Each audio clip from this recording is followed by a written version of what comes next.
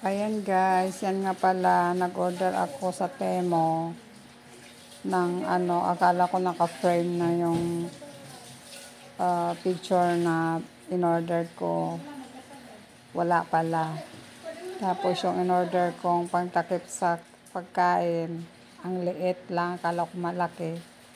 And then yung pan-display ko na panlagay sa pinto na may nakalagay na welcome, parang laruan lang ang dumating sa akin, sobrang liit. Disappointed ako sa in-order ko sa mga Temo. Ang maganda lang na nakuha ko is yung bracelet, na lucky bracelet ko. Yun, hindi na ako mag-order ulit sa Temo. Mag-Shopee na lang ako. Thank you guys for watching.